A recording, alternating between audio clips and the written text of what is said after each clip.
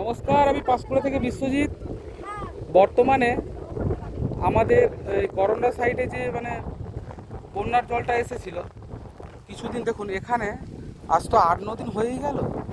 যাই হোক, জলটার অবস্থাটা দেখুন, এখনও কিন্তু কমেই। এই দিকের মানুষগুলো এখনও প্রায় হাঁটু সমানই জল পেরিয়ে কিছু কিছু জায়গায় যাচ্ছে। যাই হোক, কিছুদিন ধরেই দেখছেন এই সাইডগুলো, পশ্চিম সাইডগুলো কেউ আসতে পারেনি, অনেকেই আসতে পারেনি। আমাদের পাঁশকুড়ার মঙ্গলবাড়ি এসব ভেতরগুলোতে ঢুকেছিল। যাই হোক, আমার আজকে কিছু কাকুরা, কাকু না অ্যাকচুয়ালি ওনারা ইনকাম ট্যাক্স এমপ্লয়, ওনারা এসছেন কলকাতা থেকে। তো স্যার, কী দেখলেন আপনারা? কি অবস্থা, কি মনে হচ্ছে স্যার? এগুলো কি রিয়েলি মনে হচ্ছে আপনার? ব্যাপারটা কি দেখে মনে হচ্ছে? রিয়েলি তো আমার মনে হচ্ছে না, এইগুলো চিন্তা ভাবনা করা উচিত সরকারের। এইভাবে জল ছেড়ে দিয়ে একটা গ্রামকে গ্রাম ভাসিয়ে দেওয়া, নষ্ট করে দেওয়া, এটার উপর প্রশাসনের একটু চিন্তা ভাবনা স্টেপ নেওয়া তো দরকার। একদম 100%। তারপরে স্যার, সবথেকে বড় কথা, আমাদের নদীটাকে নিয়ে একটু সমস্যা হচ্ছে। নদীটা একটু কাটার ব্যবস্থা করতে হবে। নদীটা কাটানো না থাকার জন্য আজকে এই কন্ডিশন।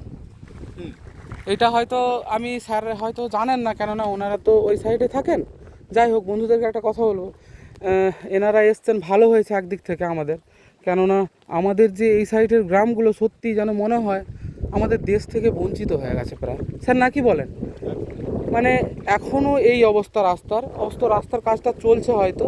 যাই হোক, গাছটা যত তাড়াতাড়ি হবে ভালো, কিন্তু বন্যা তো এই তো জলের অবস্থা এই দেখছেন।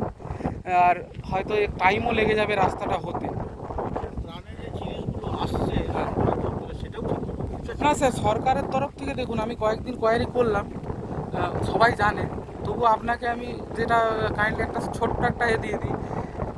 এখানে সত্যি কথা বলতে সরকারি ত্রাণ বলতে স্যার এই বিগত 4-5 দিন হয়েছে আসতে, 4 দিন হয়েছে। তাও কীরকম, আমি একদিন এসে ভিডিও পোস্ট করে ছেড়েছিলাম, ত্রিলোচনপুর সোটাল এইগুলো সাইডগুলো ছেড়েছিলাম, মানুষ জানতে পেরে গেছে যে সত্যি কথা বলতে।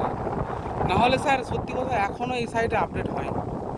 কিছু জায়গাতে স্যার 35টা তিরপল পাবো, 40টা দিলেও মনে লাগবে না, কিন্তু স্যার 5টা তিরপল এরকম কন্ডিশন। সে আমি আজকে ভিডিওগুলো বন্ধুরা আপডেট দিয়ে দেবো।